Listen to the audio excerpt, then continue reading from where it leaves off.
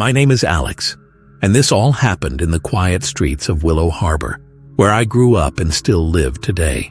I've known Emma, yes, the Emma from this story, since we were kids. When she first told me what happened that night with that strange, unmarked taxi, I was skeptical. But after seeing how shaken she was and hearing every unnerving detail, I realized this was more than just a spooky rumor. It happened here, in our town, and it changed how we all feel about riding alone in the dark. Let me tell you exactly why. Have you ever felt that unsettling twitch at the back of your neck when something just isn't right? It's the kind of tingle that makes your heart pound faster, nudging you to turn around or walk away before it's too late. Most of us pass it off as paranoia, just another weird human quirk. But for one woman named Emma, ignoring that tiny warning was a decision she would regret in ways she could never have imagined. Her story is a cautionary tale about an unmarked taxi, a silent driver, and a series of bizarre incidents that escalated from creepy to downright horrifying. Yet, as it turns out, Emma's harrowing ride might only be the tip of a much darker phenomenon that stretches back decades. Emma was never the type to scare easily. A practical soul by nature, she always prided herself on her ability to handle tricky situations with calm rationality.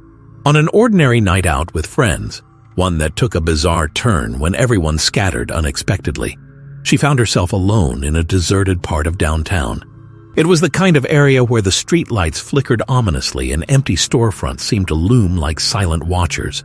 Under normal circumstances, she would have waited for a trusted rideshare or walked until she found a well-lit street. But as the clock ticked past 2 in the morning, her phone's battery drained to a pitiful 1 or 2%, and her sense of urgency began to outweigh her caution. That's when the taxi appeared, rolling up so quietly she almost didn't notice it at first. There was no official branding on its door, just chipped paint and dark windows that looked darker than anything she'd seen. Streetlight reflections didn't catch on the glass. Instead, they seemed to slide off, as if rejected by whatever was inside. A single, dull overhead light glowed in the front, showing only a silhouette of the driver's head wearing what looked like a vintage flat cap.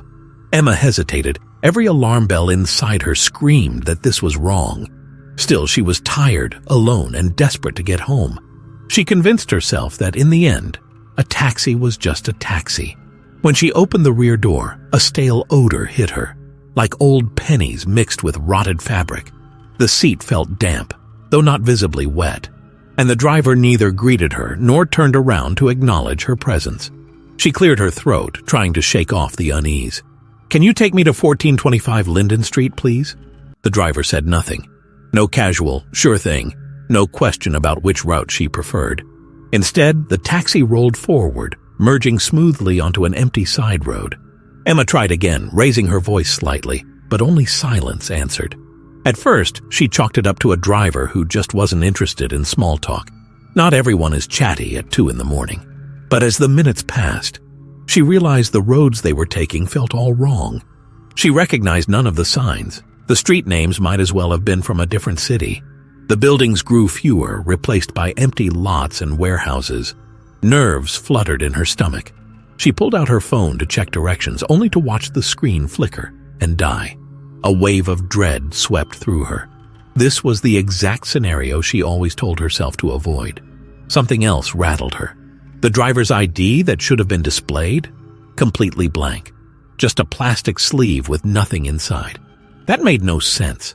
Every taxi requires at least some licensing or identification card. Here, there was only emptiness. She carefully leaned forward, hoping to catch the driver's face in the rearview mirror. That was the moment her blood seemed to turn to ice. There was no reflection in the mirror. She saw the empty back seat where she sat, the vague outline of the front seat, but no shape that could be the driver's head, no shoulders, nothing. Yet the steering wheel turned as if guided by invisible hands, and the speedometer needle climbed.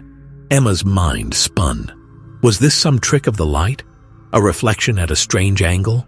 She shifted to the other side of the back seat, trying to see from a different perspective. But the result was the same. Nothing. It was like the driver didn't exist at all. Her next realization felt like a punch in the gut.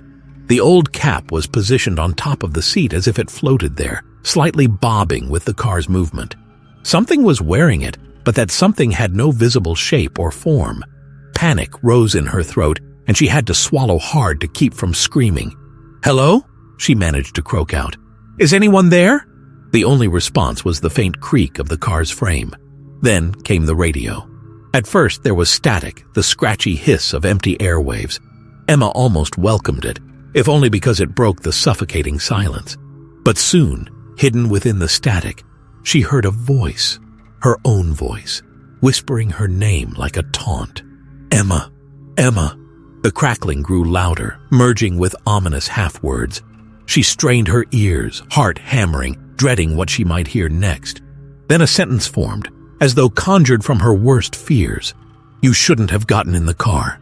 That single statement lit her nerves on fire. She lunged for the door handle, yanking at it with desperate strength. Locked. She tried the opposite door, same thing. The locks had sealed themselves. The driver, if there was a driver, offered no reaction. Instead, the engine gave a menacing roar, like a wild beast awakened from slumber, and the taxi lunged forward, making a sharp turn onto an unlit stretch of road. The headlights illuminated a winding path that led out of town, up toward cliffs that overlooked a rocky shoreline. Emma's fear reached critical mass. She screamed, pounded on the window, begging anyone to appear, to help, to stop this from ending in tragedy. A surge of adrenaline flooded her system. She threw her entire weight against the rear door, hoping to break it, but the frame refused to give. The speedometer needle climbed, 50, 60, 70 mph deeper. Wind whipped past the windows, howling like it too was warning her of the danger ahead. She screamed again, tears mixing with sweat. Through the front windshield, she saw nothing but the empty road and the distant blackness of the ocean horizon. Her throat burned. Panic blurred her thoughts until she felt the car lurch sharply, as if taking a final swerve. There was a sensation of weightlessness, the horizon tilting, and then she was in her bed, heart pounding so viciously it hurt. Daylight streamed through the curtains, birds chirping in the distance. She sat upright, disoriented, her pajamas clammy against her skin. It had to be a nightmare, an elaborate, terrifying nightmare that left her breathless. For a moment, she almost laughed at herself. It was all so vivid, yet dreams can be that way sometimes. Relief surged in her chest as she realized the horrifying ride had only existed in her mind. But a second later, her eyes caught something on the bedside table. 3 taxi receipts, edges curled, each one smudged with a dark, dusty substance. She blinked rapidly, trying to make sense of it. Where had they come from? She remembered no ride home, only drifting to sleep in the early hours after an exhausting night out. Yet these receipts looked disturbingly tangible, with scribbled lines that read, "Fare to nowhere. Balance. Due. Your soul." She rubbed her eyes, hoping she was still dreaming. But when she touched the paper, it felt real enough. A chilly prickle traced her spine. Her phone buzzed, making her nearly jump out of her skin. She grabbed it and saw a notification, a text message from a number that exactly matched her own. The message was only 4 words. "See you tonight, Emma."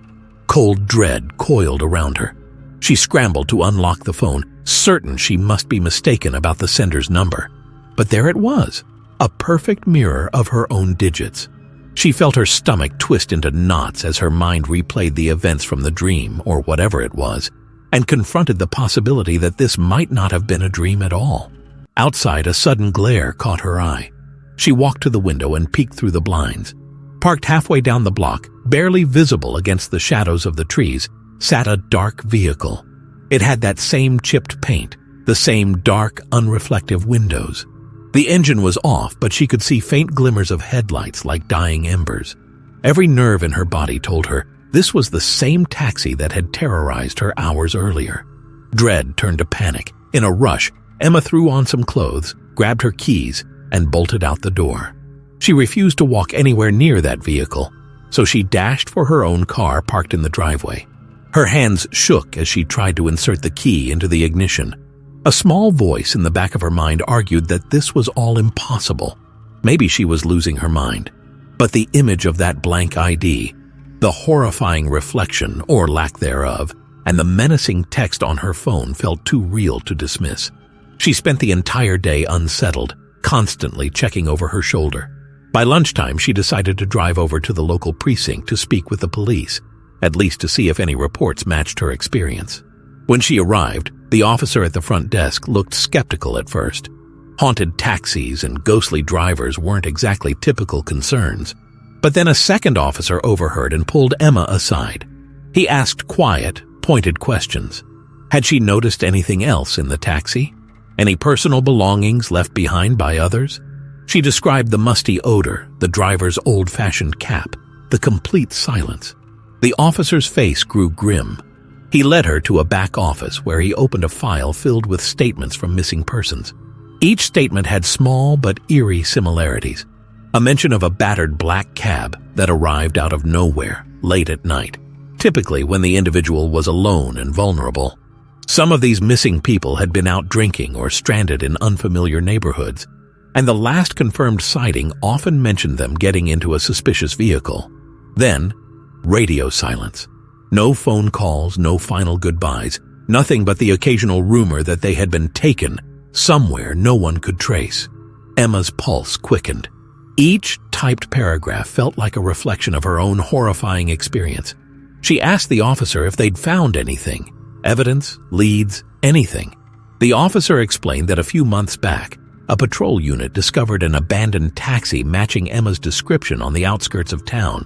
Inside the trunk, they found odd personal items. A kid's backpack with school books, a single wedding ring, a pair of broken glasses, and an old, partially burned wallet. When they tried to trace the cab's VIN, they discovered the number was connected to a vehicle that had been decommissioned decades earlier. Scrapped after a fatal crash on that very same cliff road, Emma had nearly been driven off in her nightmare. In the folder, Emma spotted an ancient black and white photograph. It showed a taxi from what looked like the 1930s or 1940s. The lines of the car were similar to the one she'd seen. Standing next to it was a tall man wearing a flat cap. His expression was unreadable, the shadows on his face making it appear as though he had dark hollows for eyes. According to the notes, this man was rumored to have died when his taxi flew off the cliff during a heavy storm, plunging into the waters below. His body was never recovered. Some local legends claimed he had made a pact, in his final moments, to keep driving lost souls into oblivion. Others said it was a demon that took his shape, feeding off the unsuspecting. None of it seemed plausible, yet it all eerily aligned with Emma's experience. After that unsettling trip to the precinct, Emma spent the afternoon poring over old news articles and internet forums dedicated to ghost stories. She found references to a phantom cab that prowled deserted city streets, targeting individuals who were desperate enough to ignore the warnings of their own instincts. Most who got in never walked out. Some articles shared second-hand accounts. People who claimed a friend of a friend encountered the taxi and got away only by fluke. These stories all hinged on a single thread of advice. Trust the prickling of your skin when something feels off, because ignoring it might mean a one-way ride to nowhere. As evening approached, Emma felt a nauseating certainty that the taxi would return. The text message from her own number confirmed it. She refused to be at home alone, so she stayed at a friend's place instead. They tried to reassure her that this might be a deranged prankster, not a supernatural horror. But her friend grew uneasy when Emma showed her the receipts.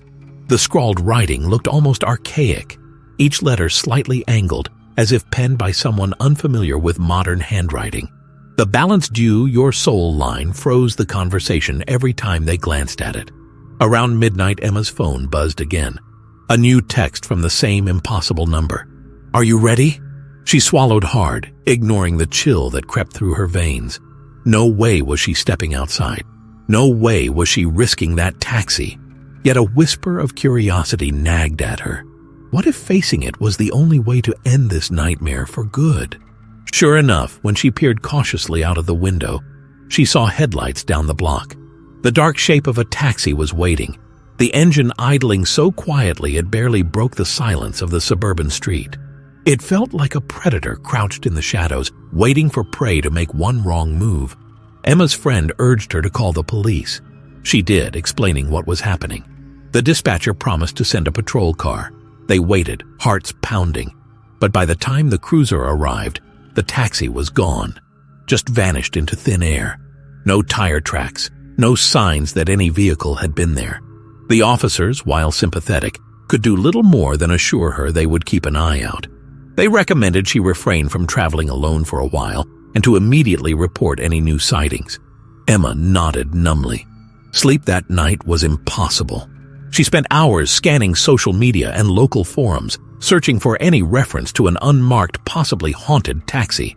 And there it was, a string of posts from people who claimed to have witnessed something similar. One person wrote about a cab with windows so dark they absorbed light. Another described a silent driver who wore a black hat that concealed his face. These stories ranged from the 1970s to as recent as last year, always the same pattern: isolated roads, late nights, no identification, and an aura of dread. The next morning, Emma resolved that if she was going to break free from this nightmare, she needed to piece together the entire puzzle. She reached out to anyone online who claimed a near escape or had friends who vanished under similar circumstances. Though some tales sounded exaggerated, the eerie core details lined up. Over and over, the phrase, "I knew something was off, but I got in anyway," showed up in these accounts. It was a chilling reminder of how easily desperation can override self-preservation. A few days later, Emma mustered the courage to visit the cliff where her ride had almost ended. It was a rocky bluff overlooking a violent stretch of ocean, where whitecaps crashed against jagged stones. She parked a good distance away and walked the winding path alone, heart pounding at every rustle of wind in the tall grass. The memory of the taxi careening toward the edge made her stomach twist. She half expected to see a wrecked car at the bottom, but the only thing down there was churning water and sharp rocks. However, near a bent guardrail, she found something that made her heart skip a beat. Wedged in a clump of weeds was an old, mud-stained children's backpack, straps partially torn. It reminded her of the police report mentioning a kid's backpack found in a haunted taxi. The sight rattled her. Perhaps it was unrelated, but in her mind it tied every terrifying piece together. She took pictures and retreated quickly, feeling as though the wind might whip her over the cliff at any moment. Paranoia? Maybe. Or maybe there really was a presence lingering there, hungry to claim another victim. Word spread quietly about Emma's experiences. Some people treated it as a wild ghost story, perfect for campfire tales, but hardly something to be taken seriously.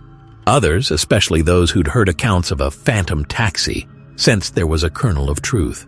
Rumors circulated that a local historian had traced sightings of a haunted cab all the way back to the 1920s, each linked by the same macabre detail: the driver's missing reflection.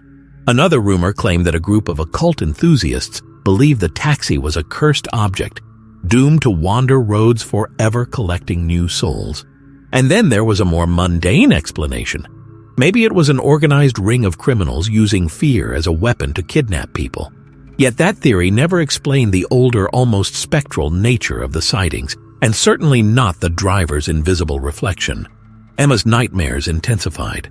She dreamed of wandering along a dark road, no phone, no help, while an engine's growl echoed behind her.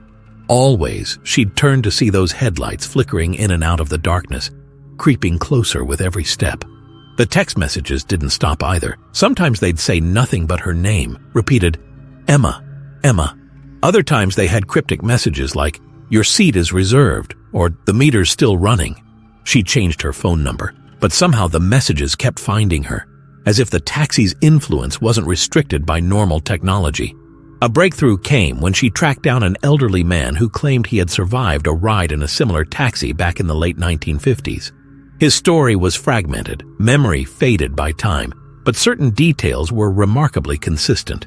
He'd been a teenager traveling alone at night when a battered taxi pulled up offering a cheap fare. He too mentioned the driver's silence and an odd stench reminiscent of metal and decay. At some point, he realized there was no one behind the wheel at all. Fear had seized him, and the next thing he remembered was waking up on the roadside, shaken but unharmed. Months later, he found a taxi receipt tucked in the pocket of his jacket reading, "Not finished yet." Listening to his recollection made Emma's skin crawl. It suggested that the taxi didn't always claim its passenger right away. Sometimes it toyed with them, letting them go only to torment them further. The old man gave Emma a withered smile, like he pitied her. "If it's chosen you," he whispered, "it'll find you again."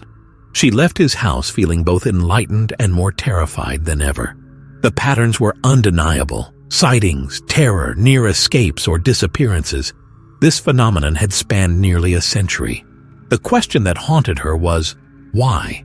Various theories floated around online forums. One group insisted it was a malevolent spirit of a driver who made a deal with a dark force moments before crashing off the cliff in the 1930s. Others believed the taxi was cursed by a grieving mother whose child vanished on a ride decades ago, and now the driver was collecting souls to atone for that tragedy. Some speculated about time loops, parallel dimensions, or demonic illusions. In every case, the conclusion was the same. The taxi wasn't a normal vehicle, and once it set its sights on a victim, escape was nearly impossible. Emma tried everything to protect herself. She carried salt, wore protective charms, recited prayers she'd memorized in childhood, anything to ward off a supernatural threat. Still, she felt the oppression lingering whenever dusk fell. The memory of that dark silhouette parked on her street, or the unnatural hush in the back seat, stayed with her. She avoided going out at night altogether, but her phone continued lighting up at odd hours. Sometimes she swore she heard an engine idling outside her window, only to see nothing when she peered through the blinds. Desperation led her back to the police station. She begged the detective she'd spoken with earlier to investigate the receipts she found on her nightstand. They tested them for prints or traces of anything unusual. The results were inconclusive. No recognizable fingerprints, just a residue that tested as a mix of soil and rust flakes. The text on the receipts? Written in a mix of ink and something that resembled old blood. That detail was never made public, and for Emma's sake, the detective agreed to keep it quiet. But it added another layer of horror to an already unbelievable situation. Weeks stretched by. Emma's life became a constant struggle against anxiety. She barely slept, jumped at every sound, and avoided telling most people the truth out of fear they'd label her delusional. Her closest friends stood by her, but they too began to grow uneasy, as though her misfortune might rub off on them. Late one night, she received a text that simply read, "Look outside." Against her better judgment, she edged toward the window. Nothing, no headlights, no ominous silhouette. Then the phone buzzed again. "Down the street." She looked farther. Still nothing. Another buzz. "Guess again." Her heart pounded as she realized the messages were toying with her, mocking her. She put the phone on silent, determined not to feed into the taxi's twisted game. But she barely slept, half convinced she'd see it out there if she kept watch long enough. By dawn, she was exhausted and emotionally spent. The text messages stopped for a few days, giving her a fleeting sense of reprieve. During that lull, she stumbled upon a newspaper snippet from the late 1940s. It mentioned a string of disappearances near the local harbor. According to the article, witnesses claimed they saw some of the victims stepping into a dark taxicab with an unidentified driver. The piece concluded that the police were investigating multiple leads, including the possibility of kidnappings for ransom. But the article ended on a disturbing note. None of those missing individuals ever turned up. Emma recognized a name in the snippet as belonging to a distant relative of the old man she'd talked to, a chilling confirmation that these stories were indeed connected. Time crawled on, each day a test of Emma's resolve. Then, on a particularly bleak afternoon, she got a call from the detective who had been unofficially working her case. His voice was subdued, almost reluctant. He explained that a different precinct had picked up a taxi fitting the haunted description. Officers had found it parked near an abandoned property late at night, its headlights off.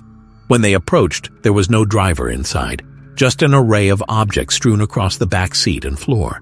Photos, keychains, bits of clothing, and more of those cryptic receipts. The detective said the items would likely match known missing person cases. Emma's name wasn't among them, but the dread that overcame her was overwhelming. If they had found more evidence, it meant the taxi was still active, still luring unsuspecting riders. She pressed him for details. How did they tow it? Who drove it away? The detective hesitated, then told her that as soon as they hooked the taxi to the tow truck, things got strange. The truck's engine stalled, and every attempt to restart it failed. Meanwhile, the taxi's headlights suddenly flickered on. Witnesses reported seeing some kind of shadow in the driver's seat that vanished when approached. Finally, they managed to get the tow truck running again, but by the time the driver stepped out to secure the taxi, it was gone. No sign of tire marks, no trace of anything. It was as though the vehicle simply blinked out of existence. That incident only heightened the speculation swirling around town. Some were convinced it had to be a grand hoax, an elaborate scheme orchestrated by criminals or a twisted prankster. But for the families of missing people, and for Emma, who had seen it with her own eyes, there was no shrugging this off. Rumors popped up online about a secret government experiment involving supernatural phenomena. Others claimed the taxi was a cursed object from an occult ritual gone wrong. Conspiracy theories abounded. Yet in all this noise, no one could confidently say they had a solution. Emma, desperate for any sense of closure, returned to the cliff one last time, accompanied by a small group of friends who refused to let her go alone. They performed a makeshift memorial for the people who'd vanished, lighting candles and setting them along the guardrail. A thick fog rolled in from the sea, lending the night a ghostly appearance. One of her friends decided to recite a protective prayer, while another scattered salt along the roadside. In the back of everyone's mind lingered the question, would the taxi show up? An hour passed, the fog got denser, and a tense hush fell over them. Then, faintly at first, they heard an engine. Impossible to tell if it was near or far. It was the kind of noise that could have been the wind or a car on the distant highway. Everyone froze, hearts pounding. The sound faded, leaving only the crashing of waves below. But in that moment, Emma felt an icy prickle wash over her. She couldn't see anything beyond a few feet, but she sensed something was out there, watching. They stayed for another half hour, but the taxi never made an appearance. After that night, Emma didn't receive any more threatening texts. Weeks slipped by, and she slowly began to reclaim fragments of her old life. She even dared to hope that maybe the taxi had moved on, or whatever malevolent force that powered it had found a different prey. She went back to work, started meeting friends at cafes, always ensuring she was home before darkness fully set in. Each time she saw a regular, clearly marked cab, she felt a surge of relief. But the trauma remained just under the surface. The fleeting sight of dark windows or a scuffed paint job still set her pulse racing. In the local news, the rumor of a ghost taxi continued to pop up, especially when someone new went missing under strange circumstances. But Emma noticed a pattern. Those vanishings rarely occurred in the same region back to back. It was almost as if the taxi roamed, drifting from city to city, scanning for the next vulnerable soul. She discovered stories from distant states, people who swore they saw a silent driver wearing an outdated cap, or who found ominous taxi receipts on their doorstep. Each account had just enough overlap with her experience to confirm that whatever force haunted her had not been idle. In an attempt to heal, Emma sought therapy, confiding in a professional about her ordeal. The therapist suggested that part of overcoming trauma is acceptance of what happened, even if it can't be fully explained. So Emma tried to accept that her ride in that taxi was real, that something beyond normal understanding had toyed with her life, and that she somehow escaped where others hadn't. In quiet moments, she wondered why she was spared. Was it pure luck, or was the taxi deliberately letting her live with the memory, spreading its legend further? She might never know. Over time, Emma decided to share her story more openly, not to frighten people, but to warn them. Trust your instincts, she would say. If a situation feels wrong, it probably is. She talked about the importance of not letting desperation override caution, especially late at night, when any random vehicle could be a gateway to something unimaginable. Most people listened politely, some skeptically, but a few believed every word. She clung to the hope that if her warning saved even one person from stepping into that ghastly taxi, it would be worth the weight of carrying her haunting memories. Still, the weight was real. She'd wake some nights, drenched in sweat, convinced she heard static drifting from a radio somewhere in the house. Occasionally, she'd dream of the cliff road again, of the car speeding uncontrollably, and she'd jolt awake with her heart in her throat. Each time she glanced at her phone, half expecting to see a message from her own number. She never did, but the anxiety lingered. Months passed without any direct sign of the taxi, though rumors continued to swirl among local ghost hunters and paranormal enthusiasts. They revered Emma's account as one of the most credible, haunting experiences in recent memory. They dissected every detail, comparing them to older sightings, analyzing changes in the taxi's appearance or the driver's supposed traits. Some questioned whether the driver was truly invisible or if it wore some advanced cloaking. Those more inclined to believe in the supernatural insisted it was evidence of a demonic entity. Whatever the explanation, the mystique endured. One chilling detail that never left Emma's mind was that old black and white photograph of the man with the flat cap. She tracked down the name attached to it, Leonard Lenny Collins, a local driver from the 1930s. According to archives, Lenny vanished during a stormy night while driving a passenger to the train station. The passenger also disappeared. The taxi was never recovered. Weeks later, local fishermen spotted a partially submerged vehicle near the rocky cliff. They tried to retrieve it, but rough seas and treacherous conditions prevented salvage. Soon, the taxi sank deeper into the underwater ravine. Rumors claimed Lenny's spirit was cursed to keep driving until he found that missing passenger or replaced them with another. Over the decades, the legend evolved into a more generalized terror story, but the essential bones remained the same.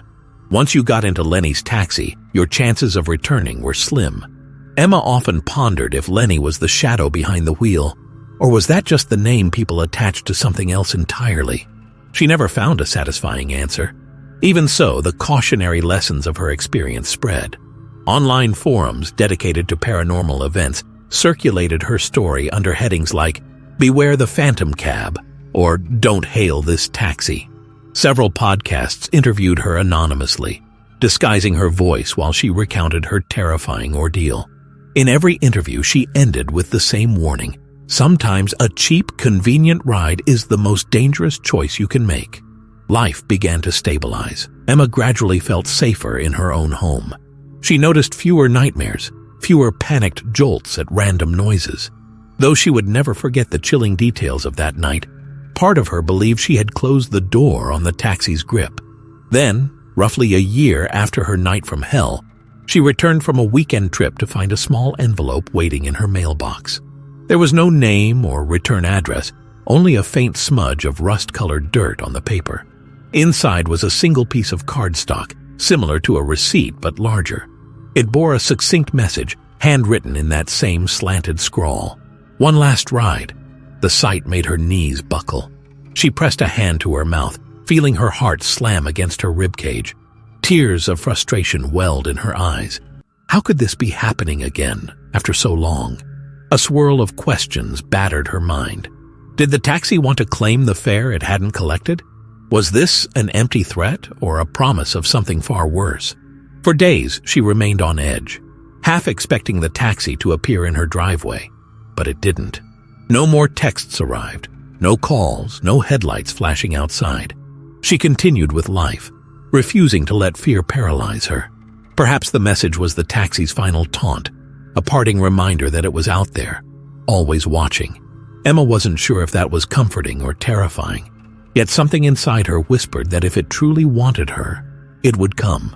And if it did, she wasn't confident she'd escape a second time.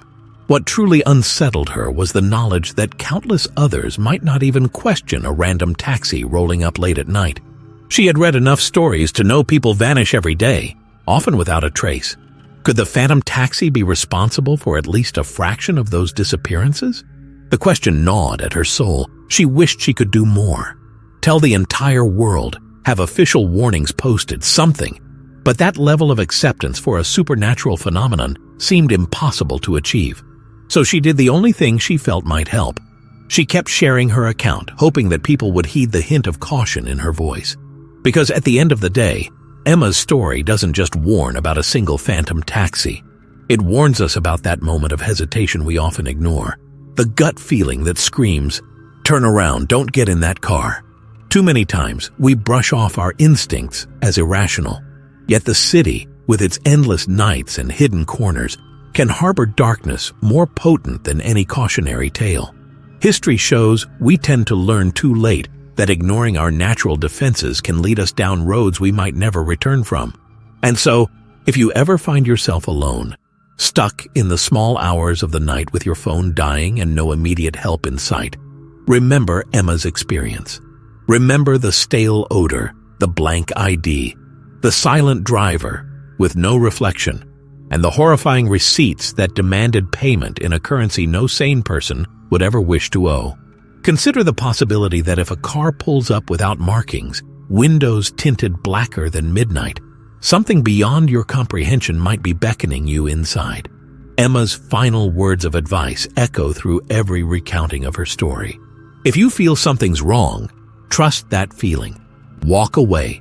Keep walking, no matter what. Because sometimes the difference between a safe ride home and a permanent disappearance is just one small choice. And every so often, that choice arrives in the form of a silent taxi, waiting for the next rider who ignores the warning signs. The missing wedding ring, the lost backpack, the pair of glasses lying on the seat, each one tells a story of regret, a cautionary tale for those who follow. In the end, we're left with a sobering truth.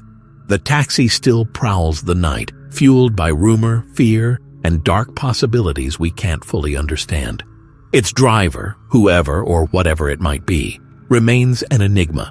Perhaps it's a ghost looking to right a cosmic wrong, or a demon feeding on terror, or simply a malignant force that's chosen the form of a rickety old cab to lure unsuspecting souls. No one can say for sure, but the lesson stands.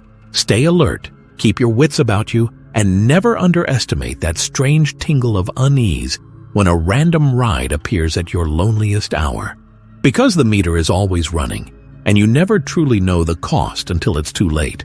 If you like this story, press the like button and subscribe for more disturbing stories.